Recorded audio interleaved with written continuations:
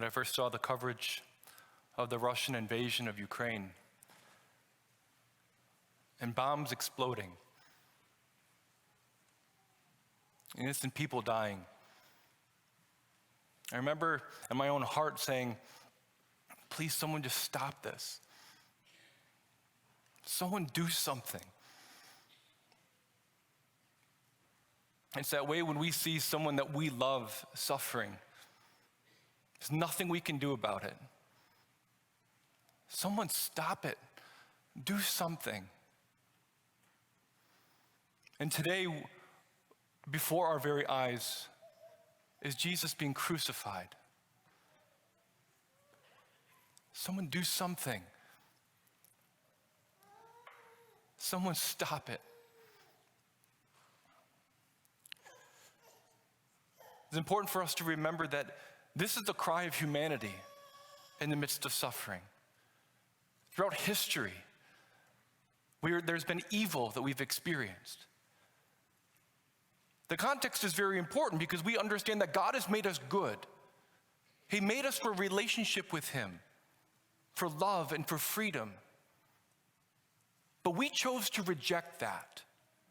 We chose to rebel against God. And sin and death rushed into the world. And ever since that moment, we've been suffering where we're saying, someone do something about this. It's not fair. This is God's response. He's done something about it. You see, Jesus' name means Yahweh saves. He's Emmanuel, God is with us. What does He save us from? He saves us from sin, which is the rejection of love, the very thing that causes wars in the first place, the very thing that ushers sin, brokenness and darkness into the world. He's come to save us from that. He's come to save us from the very death that we fear. The death that we're in, the fear of death is that which enslaves us. And so when we come this morning or this afternoon, and we see Jesus on the cross, this is God's response to evil. You see, the world doesn't understand this because it doesn't know the story. It deals with guilt and death all the more, just as much as we do. But it doesn't understand where God is. And it cries out to God, say, God, what have you done about this? We know what God has done about it. And when we allow this kind of love to transform us, it changes the way that we understand our own suffering and the suffering of others. There's so much suffering in the world. There's so much suffering in our own lives. And my encouragement is that as we suffer, to never look at our suffering without looking first at Jesus. When you feel that coming up in that welling up in your heart, this is not fair. Do something about it. Look at Him who was innocent, crucified for you, who did not deserve to die.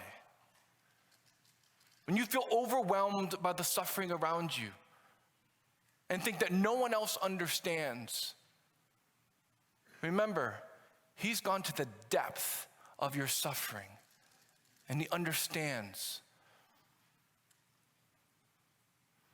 Where is God in the midst of suffering? He draws near to us as Emmanuel in the very depth of our suffering.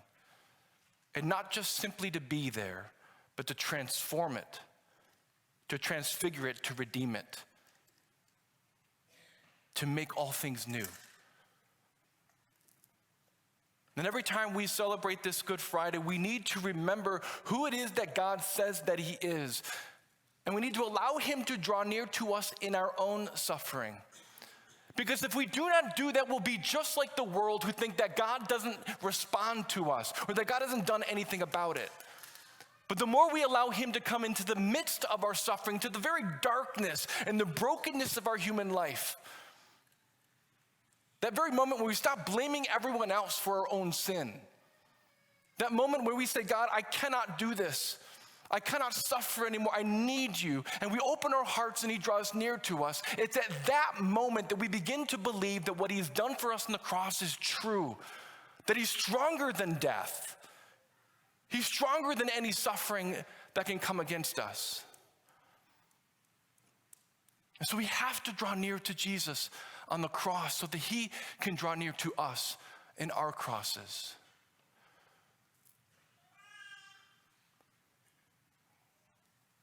Last year I was in the hospital. I was not here. I was crucified. In fact, I experienced a suffering that I didn't know was possible. Remember at one point, when I was screaming at the top of my lungs, because I was in so much pain, it was so overwhelming to me. I was thrashing around, having this pain that was unbearable. I was screaming. I pictured Jesus.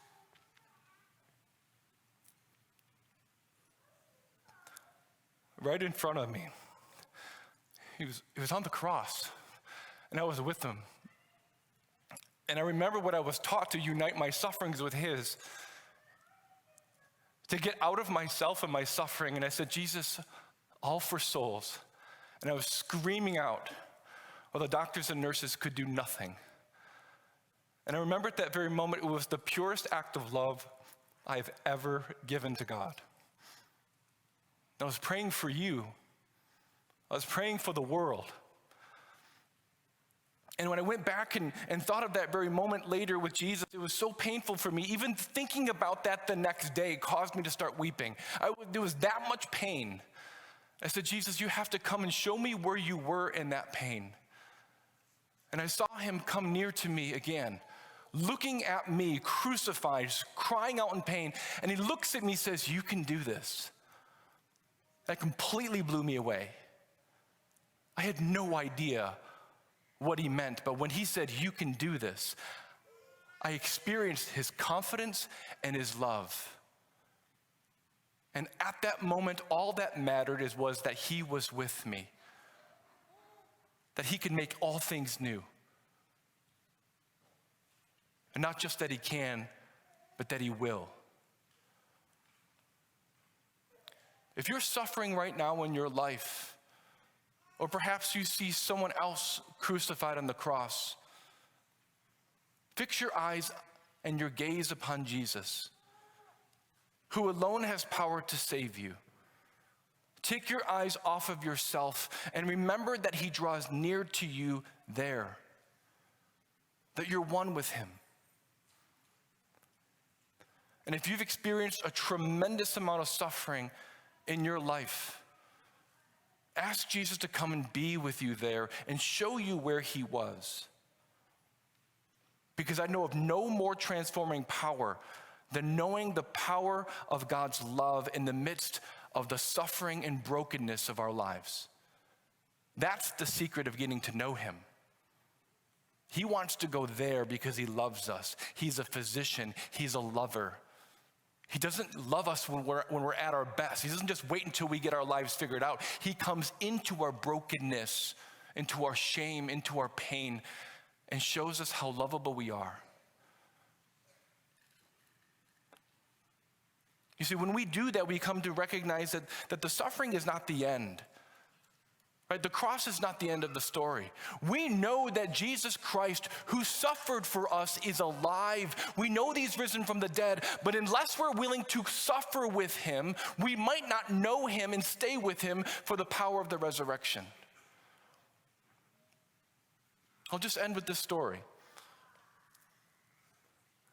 When I was in seminary, I learned about the power of Jesus to come and heal different broken areas of our lives, years after they happened. And this professor was saying, all you have to do is invite Jesus to come into the place or to show you where he wants to heal you. And when that memory comes up, invite him there. Well, so I remember praying, and immediately what came to my mind is, okay, Jesus, where do you want to heal my heart? And a memory of one of my best friends in college, he had been killed in a car accident after the Super Bowl. The memory of me being at his casket came right up into my face. And I remember that moment. That was one of the most painful moments of my life. And there are many moments like that in your lives. The pain is so unbearable. All you do is just push it away. And that memory came up. I said, no, I'm not going there. Nope. And I just heard this gentle invitation to allow him to come. And so I allowed myself to go into the memory, and I felt the pain again. I just started weeping.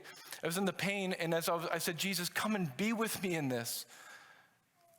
And as I'm in the memory again, I look over in the memory, and all of a sudden, I see Jesus kneeling next to me, weeping. He too was crying for my friend. As I saw him weeping, he looked at me and he said, behold, I make all things new. And all of my pain vanished. That's the promise of the God who chose to do something about it. So when you see Jesus on the cross and you want to cry out, come down from that cross. No.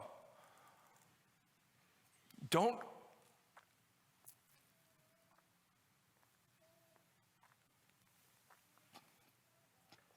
come down. Don't come down. We need you. And that kind of love produces in us an ability to respond with everything we have so that we can bring that life into the suffering of this world, so that when people cry out, make it stop. Christians filled with the Spirit of Jesus can do something about it. Let's unite everything we have with the Sacred Heart of Jesus, especially our suffering, so that he can make all things new.